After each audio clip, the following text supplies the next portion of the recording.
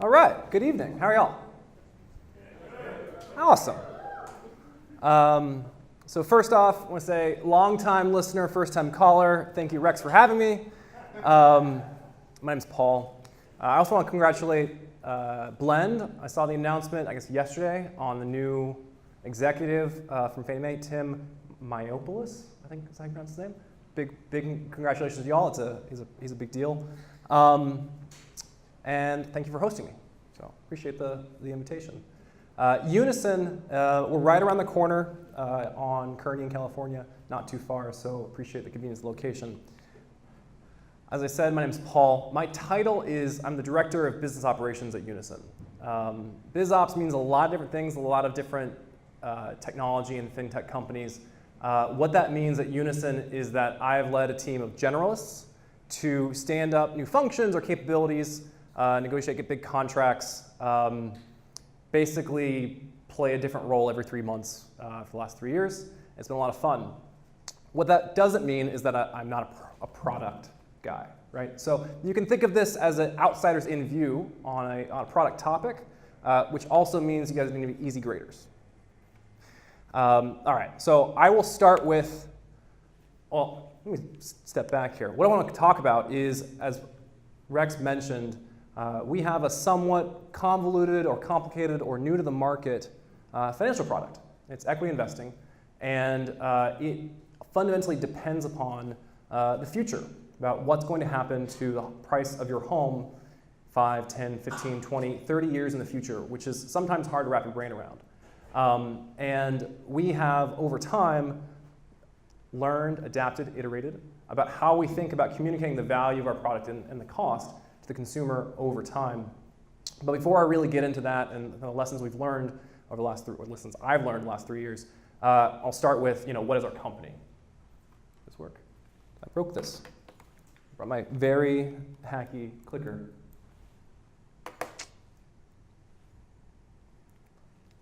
How do I do that? 1 second, y'all. Requisite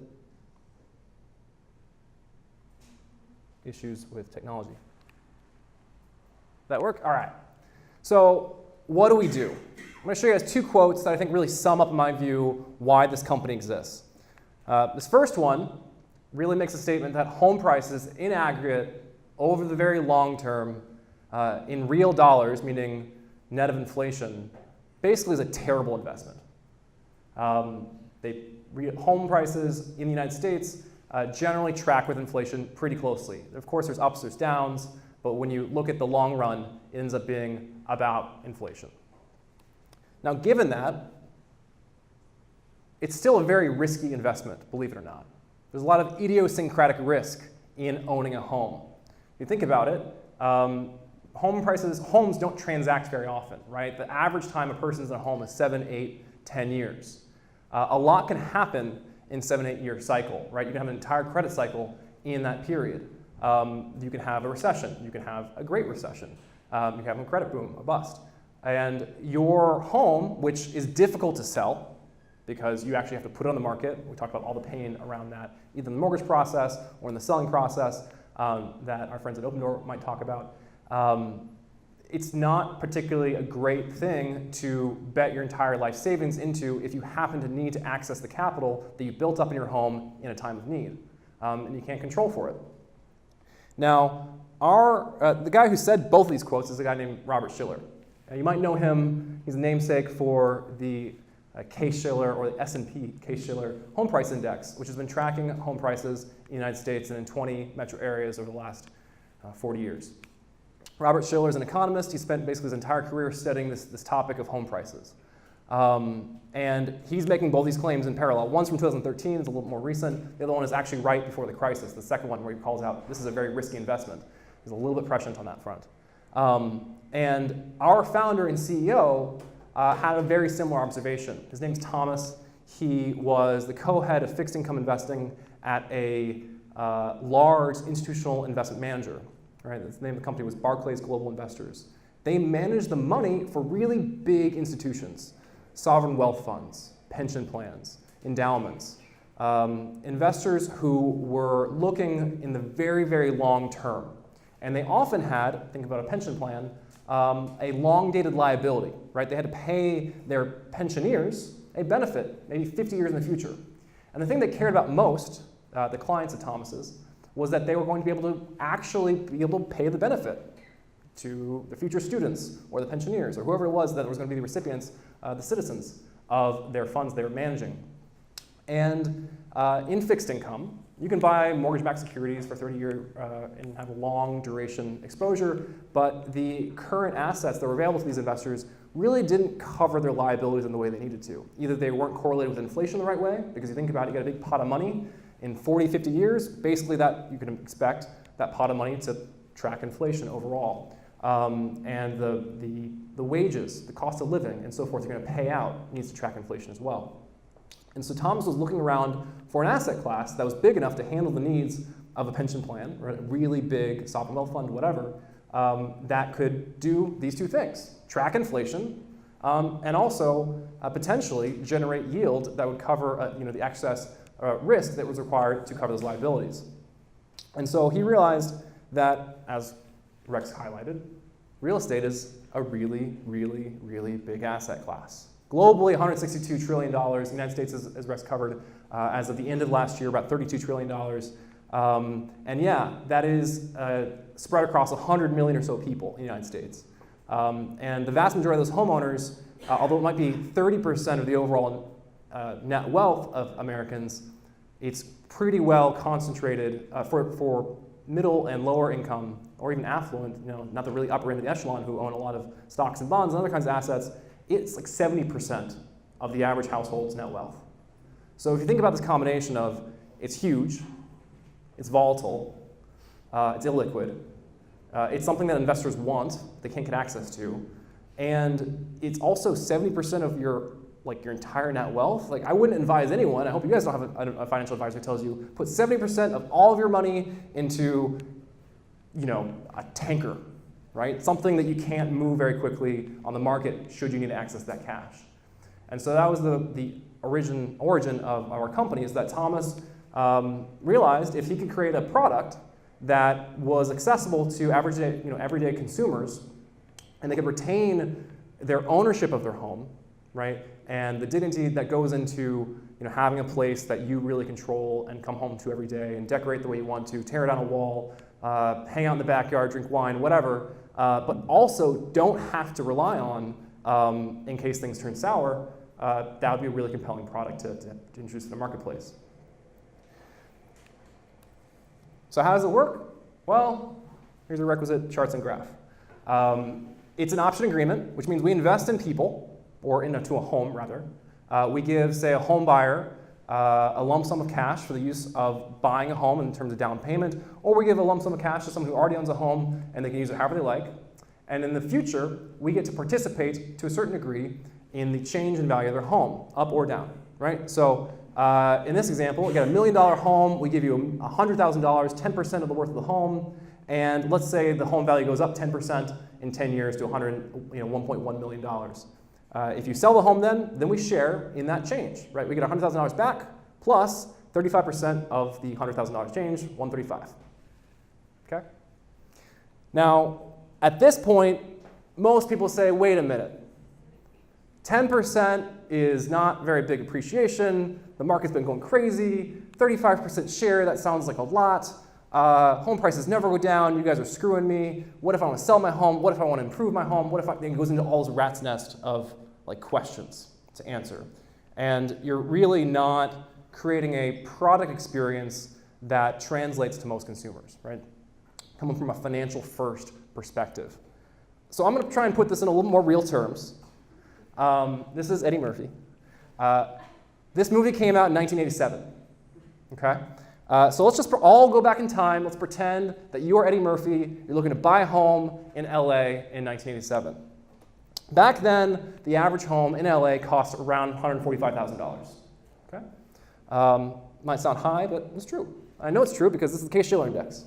And that's what it's been since 1987. Now, quick just show of hands. You're all Eddie Murphy. Who here thinks that if I was going to give you 10% of that $145,000 home, like $15,000, to help you buy it, to get into Beverly Hills, and this is what's going to happen, would you take that deal? Okay, one person, 2, 3, okay, right? Most people look at this and like, holy, that's a lot of appreciation, right? That's a huge mountain, just going up and up and up. Yeah, there's a big crash, but it's pretty high now, right? That's a lot to share in. Okay, so this is what would actually happen. You get a mortgage, you get our money, homes go up, they go down. That dotted line basically represents the homeowner's kind of real stake in the value of the home. You net out mortgage, you net out what they owe us. That thin blue line, the dark one, is what the original investment we made, and the light blue one was what we would get if they decided to exit at any point in time.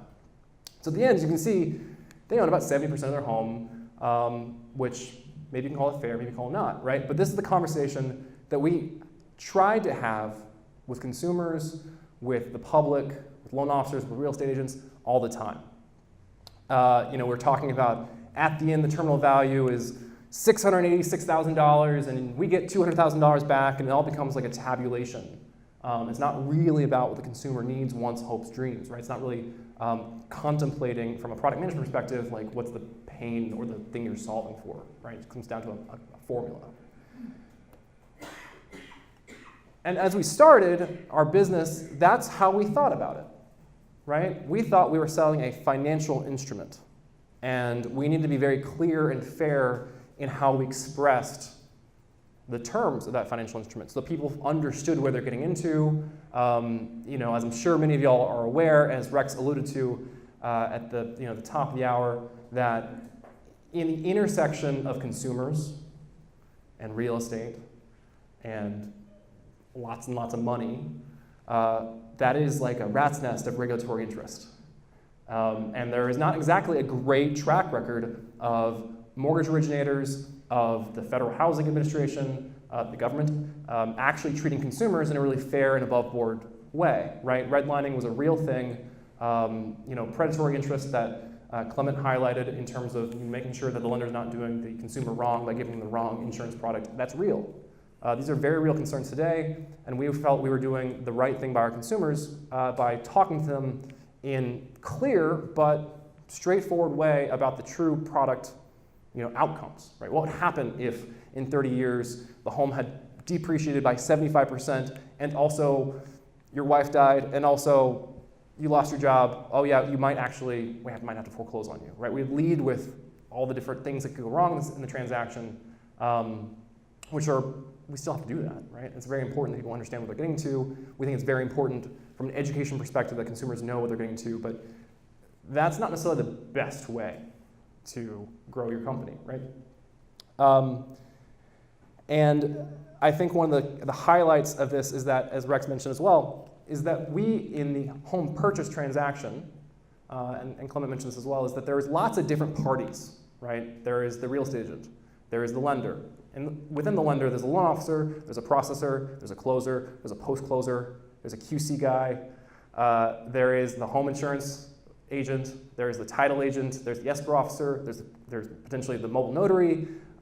There's just a cluster of people who are all getting together to try and close this transaction. And usually there's a 30-day timeline, you gotta get done, it's very stressful. And we only participate to the extent that we contribute, but we don't contribute more than 20% of the money. Because as you kind of look at the beginning here, we get more than we put in, right? We actually have a pricing ratio that shows that we get more at the end than we put in the beginning, right? That's how we get a return for our investors. And so we can't put in all the money because we would have to take all the money away from the consumer and there wouldn't be a fair share. So we only put in up to 20% of the funds for down payment. There basically always has to be, sometimes there's not a lender, but there's almost always a mortgage in the transaction as well. And we thought, okay, we are basically kind of like Blend, something that makes the loan officer more valuable to his clients or a real estate agent to her clients, right? We're a tool they can use to get consumers into a better home, into a home faster, might qualify for a mortgage in a situation where they otherwise might not, maybe because they had an income situation, maybe because they are self-employed and their income's volatile, whatever, right? They didn't DTI qualify, add our funds to it, deal goes through, right? We were a save for the loan officer to do more than 2 transactions a month, maybe get that 3rd transaction that they otherwise wouldn't get. And so that's how we went to market. We were basically a B2B business. We were selling into loan officers first and foremost, and loan officers, they love the charts and graphs and tables, right? They eat it up. They are financially savvy consumers, I suppose, in their own right. There's, roughly 500,000 loan officers in this world, or in the United States. Most of them only do two transactions a month. The top 20%, it's Pareto rule, do 10, and that's who we're going after. The really financially savvy loan officer who understood all the ins and outs of a mortgage transaction and could speak mortgage very, very clearly. And the idea was that if they understood our product, they would pull it off the shelf when we needed to and sell on our behalf.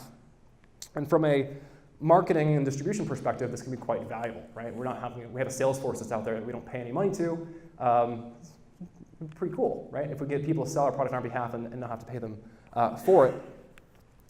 But the reality is, well, let me back up. So we were a fin tech company, emphasis on fin, right? We're financial services first, and all the technology investments that we made were in pursuit of adding value to that loan officer's experience. And loan officers themselves often, unless they're at RPM, in which case they're very tech savvy, and we love RPM, they're one of our partner lenders as well. But most loan officers are individual, independent operators who really still work in very much an old school, traditionalist, paper and pen kind of mindset. And you can build products or technology products to serve a loan officer by using off-the-shelf tools pretty easily. And that's the approach we took to product development. We would take off-the-shelf solutions and stick them together with Zapier's workflow in Encompass or in Salesforce, right? And have like a thin veneer of a UX on top of that so that we could move quickly to serve the needs of our customer, which was the loan officer.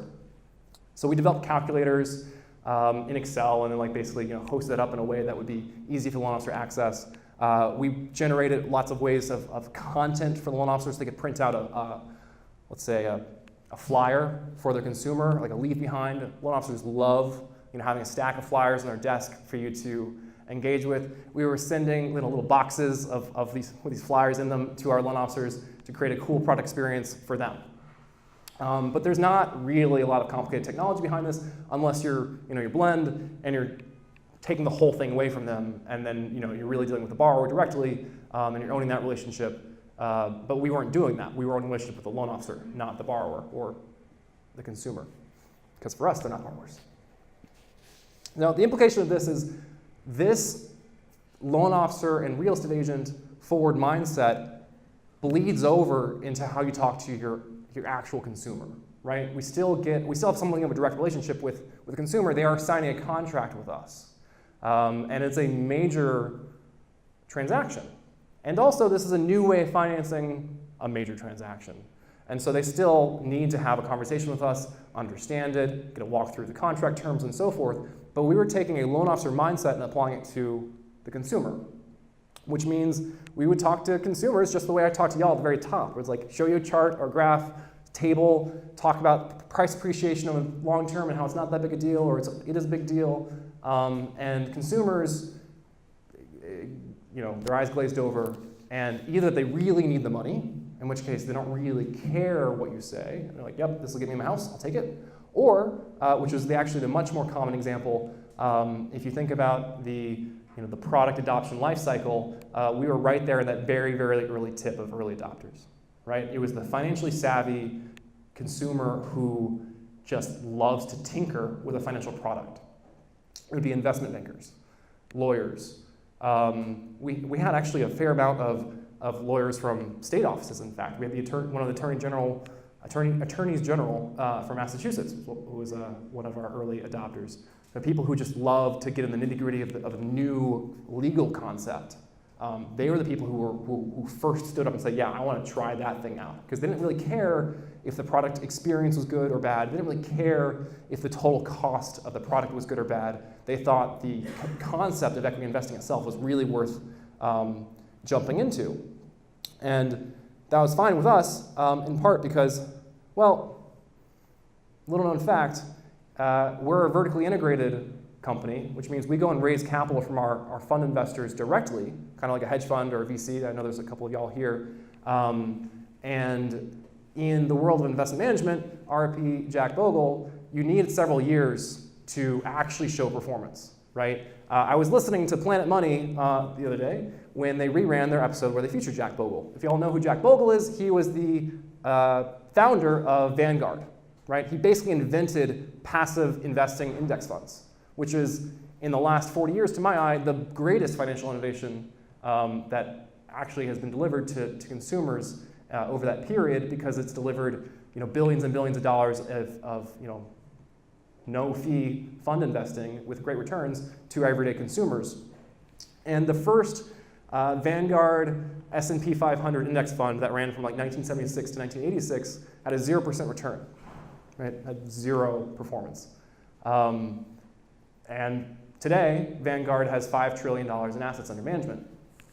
He needed more than 10 years to establish a track record to be able to demonstrate the value of his product and raise more capital and really introduce this product class into the everyday consumer's life, or everyday retail investor's life.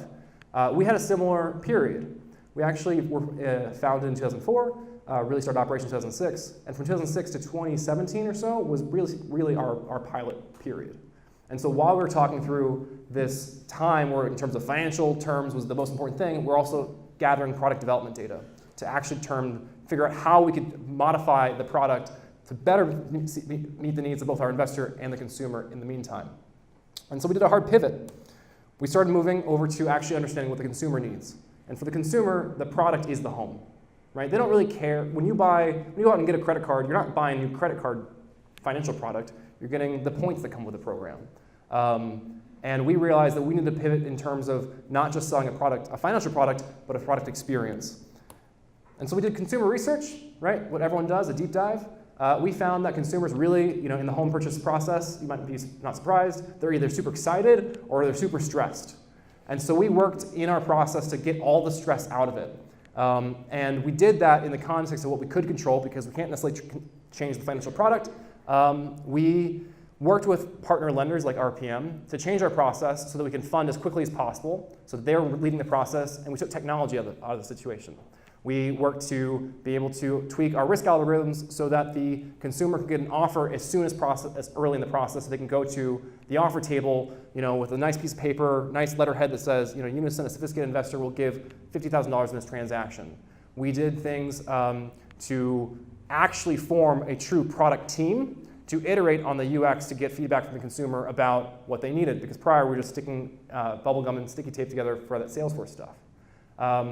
And lastly, we changed our messaging with our sales team, right? We really put forward a need state-based first conversation. What are you trying to accomplish?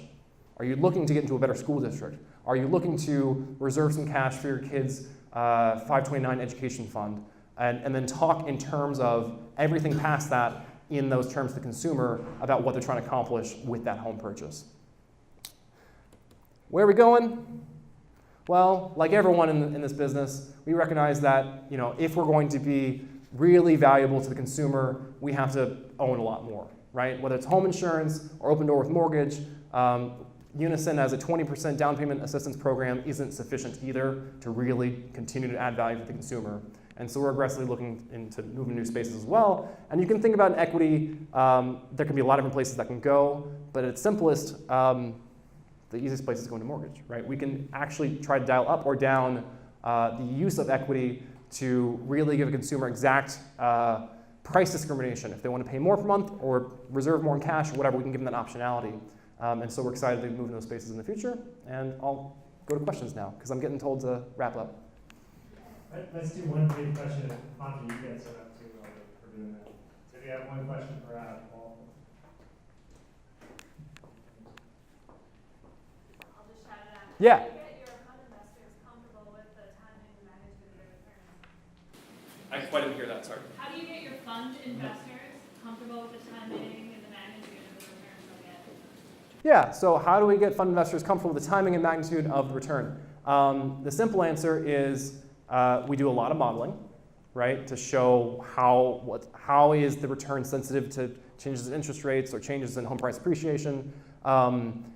We do what all fund investors do, is we basically go to market and say, we think we can get this much, net of fees. Are you comfortable with that? And as I said, we have a 10-year track record in terms of funds we've been managing since 2006. So we actually can show how this asset has performed down cycle, which is ultimately what everyone's really concerned about. When home prices are going great and we've got a levered investment on home price appreciation, most people are like, awesome, it's got a great return.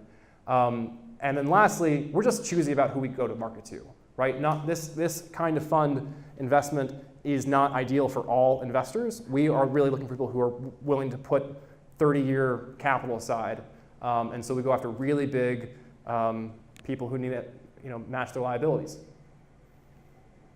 There's one more question. Is it okay? All right, we're gonna keep it going.